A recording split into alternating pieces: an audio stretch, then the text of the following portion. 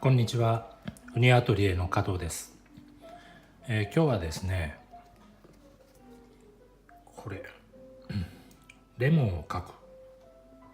という感じでいってみたいと思います。いつものようにテーブルの上にレモンを用意しました。右上から光を当てて、左下に影ができるようなライティングになっています。今日はこれをね、B3 の半分なので B4 サイズの画用紙、いつものサイズです。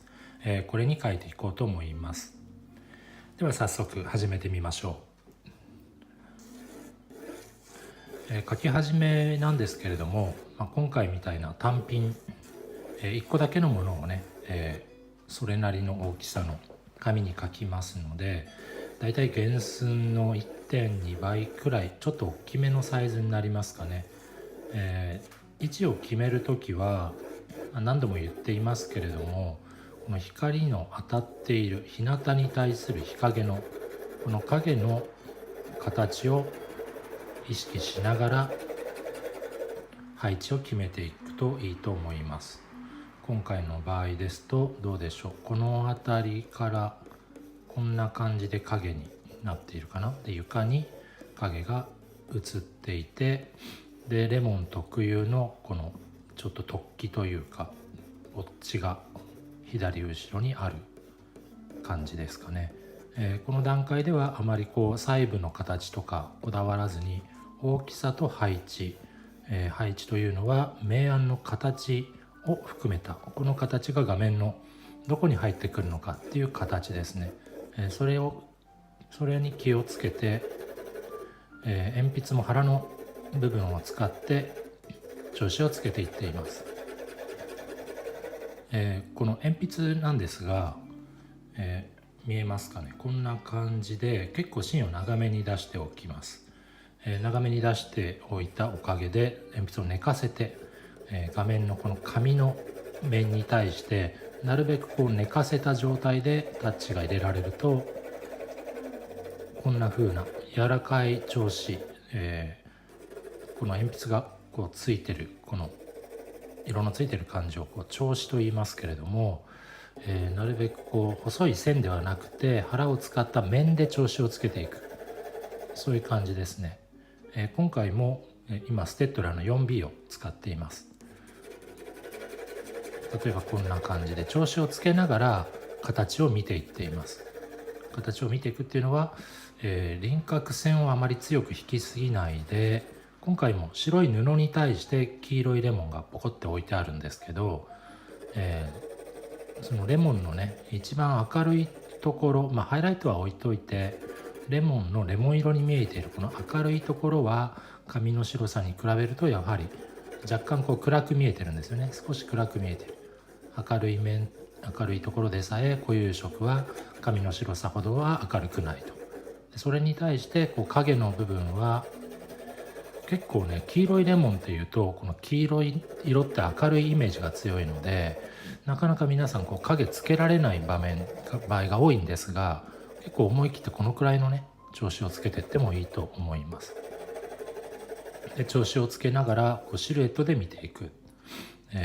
いう感じですね。あと、前回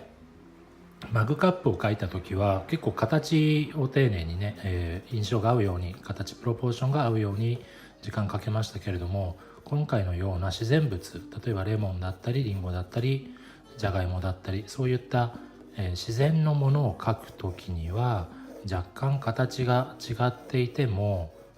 もちろん個体差があるんですよね。ゴツゴツしたじゃがいもだったり、このレモンの場合でもあまり突起が飛び出ていないレモンだったり、すごく飛び出ているレモンだったり、いろいろあると思います。そういった個体差を、正直に描いていくっていうのはデッサンの基本なんですが、レモンらしさがうまく出すことができればですね、ちょっとくらい細長くなったりとか丸っこくなったりとか、そういったことはあまり神経質にならずともレモンらしさを出すことを優先して、形のちょっとした違いとかはあんまり重要ではない、自然物を描くときにはそのらしさを重視して、その個体の長い細い丸っこいなんていう印象は、二の次にしていいと思います。はい、喋りながらだいぶ調子つけてきました。この辺でですね、はい、いつものこのちょっとこう年季の入った汚いガーゼを取り出します。これでもって、はい、覚えてますかね、こう影の中をね限定して日陰を選んで、あまり日向はこすりすぎないようにして影の中の調子を抑えていきます。どの程度の力でこの抑えたらいいか、加減が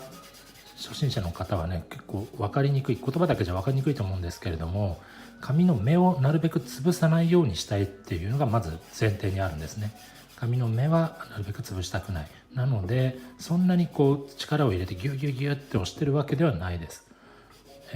目が潰れない程度に押さえつける、撫でる、こするっていう感じです。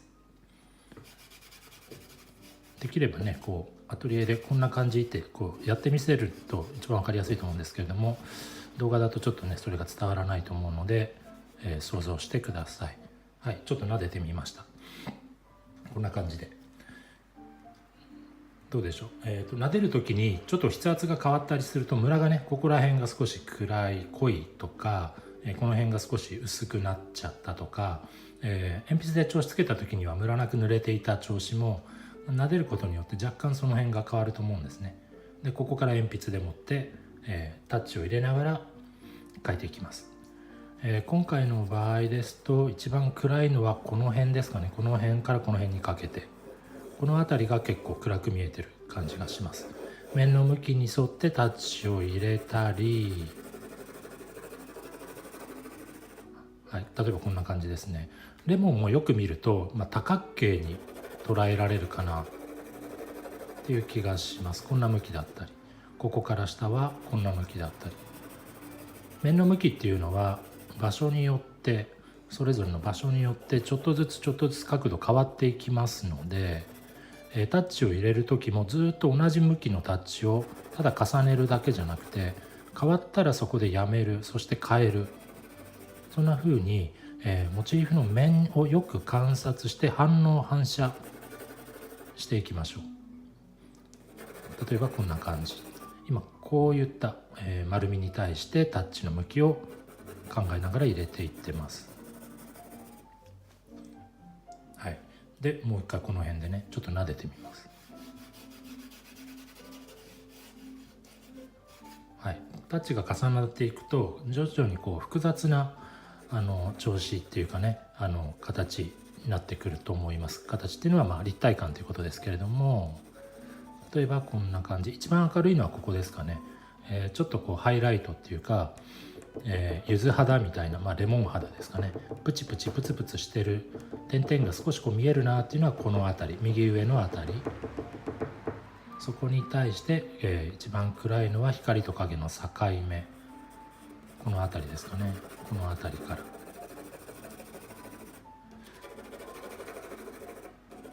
ら、柔らかい鉛筆を持って面の向きを探しながら、いろんな方向でタッチを入れていっています。こういう、極から極、こっちの端からこっちの端までを結ぶようなこういうライン、こういう動きのタッチだったり、フットボールみたいなね、こういうなんでしょう、売り棒みたいな筋というかね、こういうタッチだったり、こういうタッチだったり、自分の見つけた面の向きをそのままこうタッチでなぞっていくようなつもりで調子をつけていってみましょう。はい、例えばこんな感じで、ちょっとずつ複雑に影がね複雑になってきました。